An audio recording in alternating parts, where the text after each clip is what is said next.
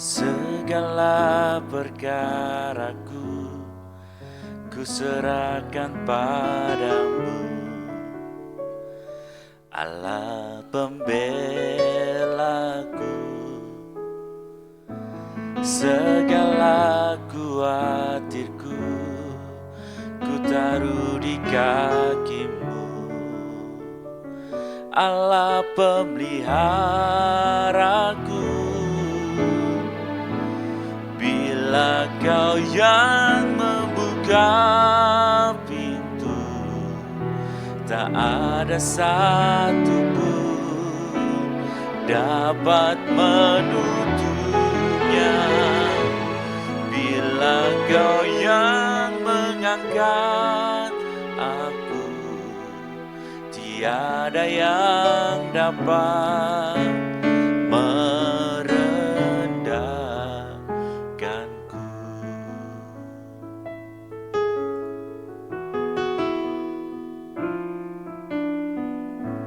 Segala perkaraku ku serahkan padamu, Allah pembelaku. Segala khawatirku ku taruh di kakimu, Allah pemeliharaku.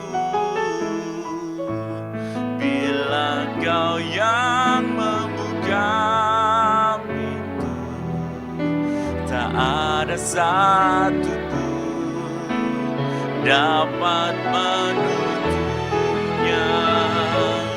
Bila Kau yang mengangkat aku, tiada yang dapat merendahkanku.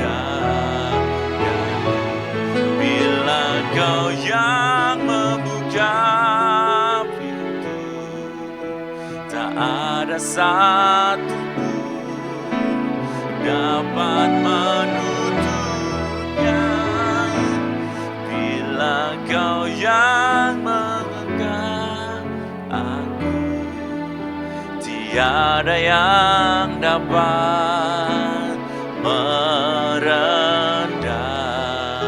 Sekali lagi katakan, bila Kau yang membuka pintu, tak ada satu pun dapat menutupnya.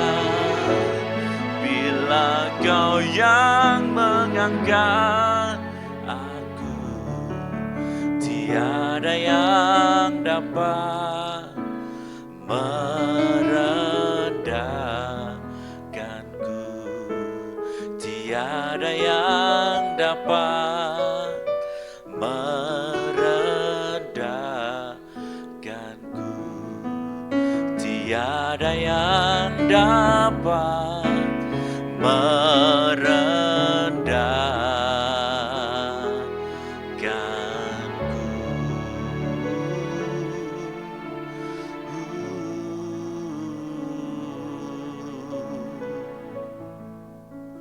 Terima kasih Tuhan. Sebentar kami mau merenungkan firman-Mu Tuhan. Kiranya Tuhan mengurapi setiap kami, sehingga kami dapat mengertikan firman Tuhan, dan kami dapat melakukan firman Tuhan. Terima kasih Bapa. Dalam nama-Mu Tuhan Yesus kami sudah berdoa dan mengucap syukur. Haleluya. Amin. Shalom Bapak Ibu dan saudara-saudari, kita berjumpa kembali dalam program Intim dengan Allah. Bapak Ibu dan saudara-saudari, pembacaan firman Tuhan dan renungan pada hari ini berjudul Diingatkan dengan Kasih. Firman Tuhan yang akan kita pelajari bersama terdapat pada kitab Mika 1 sampai dengan Mika 7. Dengan perhatian khusus pada Mika 1, ayatnya yang pertama sampai dengan ayatnya 7. Demikianlah firman Tuhan di dalam Mika 1, ayatnya yang pertama sampai dengan ayatnya yang ke-7. Firman Tuhan datang kepada Mika, orang Moreshet, pada zaman Yotam, Ahaz, dan Hizkia, raja-raja Yehuda, yakni berkenaan dengan yang dilihatnya tentang Samaria dan Yerusalem. Dengarlah hai bangsa-bangsa sekalian, perhatikanlah hai bumi serta isinya. Biarlah Tuhan Allah menjadi saksi terhadap kamu, yakni Tuhan dari bait-Nya yang kudus. Sebab sesungguhnya Tuhan keluar dari tempatnya dan turun berjejak di atas bukit-bukit bumi. Luluhlah gunung-gunung di bawah kakinya, dan lembah-lembah terbelah seperti lilin di depan api, seperti air tercurah di penurunan. Semuanya ini terjadi karena pelanggaran Yakub dan karena dosa kaum Israel. Pelanggaran Yakub itu apa? Bukankah itu Samaria? Dosa kaum Yehuda itu apa? Bukankah itu Yerusalem? Sebab itu aku akan membuat Samaria menjadi timbunan puing di padang, menjadi tempat penanaman pohon anggur. Aku akan menggulingkan batu-batunya ke dalam lembah, dan akan menyingkapkan dasar-dasarnya. Segala patungnya akan diremukan, segala upah sundalnya akan dibakar, dan segala berhalanya akan kuhancurkan, sebab dari upah sundal dikumpulkan semuanya itu, dan akan kembali menjadi upah sundal. Bapak, Ibu, dan saudara-saudari, kitab Mika adalah salah satu kitab kenabian dalam Alkitab yang memuat nubuat-nubuat dari Nabi Mika. Dalam kitab ini, tema penting yang muncul adalah peringatan Tuhan kepada umatnya karena kasih-Nya. Dalam kitab Mika 1 sampai dengan Mika 7, kita akan melihat tentang bagaimana Tuhan dengan penuh kasih memperingatkan umatnya agar bertobat dan kembali kepadanya. Pada pasal yang pertama sampai dengan pasal yang ketiga, memuat peringatan atas dosa dan ketidakadilan. Kitab Mika dimulai dengan penggambaran hukum yang akan menimpa Yehuda dan Israel sebagai akibat dosa-dosa mereka. Tuhan memperhatikan kecurangan, ketidakadilan, dan penyembahan berhala yang melanda bangsa itu. Dalam kasih-Nya, Tuhan memperingatkan umat-Nya melalui Nabi Mika agar mereka mengubah jalan hidup mereka dan kembali kepada Tuhan. Tuhan tidak mau menghukum mereka dengan senang hati, tetapi karena kasih-Nya yang menginginkan penyelamatan dan pemulihan umat-Nya. Di dalam pasal yang keempat dan kelima, memuat janji pemulihan dengan kasih. Meskipun hukuman akan datang atas dosa-dosa mereka, Tuhan memberikan janji pemulihan yang penuh kasih bagi umat-Nya. Dalam pasal 4, Mika menubuatkan tentang masa depan Yerusalem yang akan menjadi pusat keadilan dan perdamaian di bawah pimpinan Mesias. Tuhan berjanji untuk mengumpulkan umat-Nya, memulihkan mereka, dan memimpin mereka dalam keadilan. Ini adalah suatu ekspresi nyata dari kasih dan pengasihan Tuhan yang tidak terbatas. Dalam pasal 5, Mika menubuatkan kelahiran Mesias dari kota Betlehem. Mesias akan menjadi gembala yang kuat dan penyelamat Israel. Dalam hal ini, Tuhan memperlihatkan kasih-Nya yang mendalam, karena Ia mengutus putranya untuk menyelamatkan umat-Nya dari dosa dan menghadirkan pemulihan yang mereka butuhkan. Kasih Tuhan terlihat jelas dalam janji-janji-Nya yang memberikan harapan bagi umat di tengah hukuman yang mereka hadapi. Pasal 6 dan 7 memuat kasih dalam peringatan dan pengharapan. Pasal 6 membawa kita pada suatu dialog retoris antara Tuhan dan umat-Nya melalui Nabi Mika.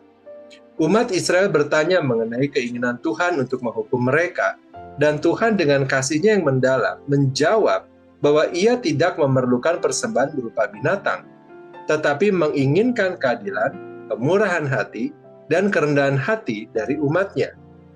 Tuhan memperingatkan mereka melalui Nabi Mika agar hidup sesuai dengan kehendak Tuhan, karena hanya dengan demikian umat Tuhan dapat mengalami pemulihan dan kasih Tuhan yang tidak terbatas.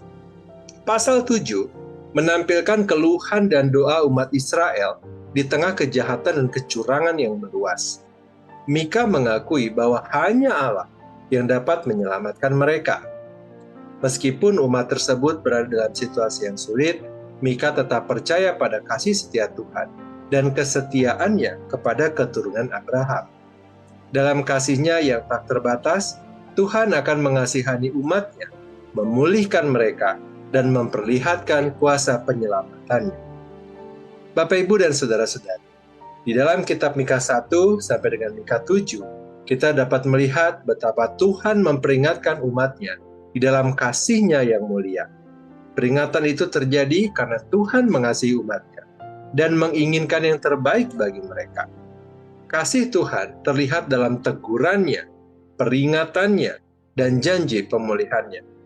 Tuhan tidak ingin umat-Nya tetap terjerat dalam dosa dan keputusasaan, tetapi kasih-Nya menggerakkannya untuk mengoreksi dan membimbing umat Tuhan menuju hidup yang benar dan berkenan kepada. Sebagai orang percaya, kita juga harus merenungkan kasih Tuhan yang memperingatkan kita dengan rendah hati. Tuhan yang sama yang memperingatkan dan mengoreksi umat Israel juga memperingatkan dan mengoreksi kita dengan kasih-Nya. Kasih Tuhan melibatkan kepeduliannya terhadap hidup kita, kehendaknya untuk melihat hidup kita dalam keadilan dan kesucian, dan pengharapannya untuk memulihkan kita dalam hubungan yang benar dengannya. Dengan memahami dan merespons panggilan Tuhan, peringatan Tuhan dengan rendah hati, kita dapat merasakan kasih-Nya yang memimpin kita pada jalan keselamatan, pemulihan, dan hidup yang berkenan kepada. Melalui kasih Tuhan, kita dapat menemukan pengharapan, pengampunan, dan transformasi dalam hidup kita. Dalam kasih-Nya yang tak terbatas, Tuhan memanggil kita untuk hidup dalam kesetiaan, kasih, dan keadilan-Nya sebagai bukti kasih kita kepada-Nya dan kepada sesama manusia. Mari kita berdoa. Bapa yang baik, kami bersyukur untuk kebaikan dan anugerah yang Tuhan berikan kepada setiap kami. Oleh karena besar kasih-Mu, Engkau masih memberikan peringatan kepada kami, untuk kami dapat bertobat dan berbalik dari jalan kami yang sesat. Ketika Engkau menegur, memperingatkan, mengizinkan kami untuk mengalami pergumulan dan kesukaran, semuanya itu bukanlah karena Engkau membenci kami, tetapi karena Engkau mengasihi kami dan tidak ingin kami binasa. Engkau tidak ingin kami tetap terjerat dalam dosa dan keputusasaan, tetapi kasih-Mu mengoreksi dan membimbing kami menuju hidup yang benar dan berkenan kepada Tuhan. Oleh karena itu, mampukan kami untuk memberikan respons yang tepat terhadap teguran dan peringatan yang Engkau berikan. Berikanlah kepada kami kekuatan dan hikmat untuk menjalani hidup kami dengan berkenan di hadapan. Terima kasih Tuhan untuk anugerah yang diberikan kepada setiap kami dan keluarga kami. Terima kasih Tuhan untuk penyertaan Tuhan yang tidak akan pernah berakhir dalam hidup kami. Kini kami berdoa dan memohonkan kepada-Mu ya Tuhan.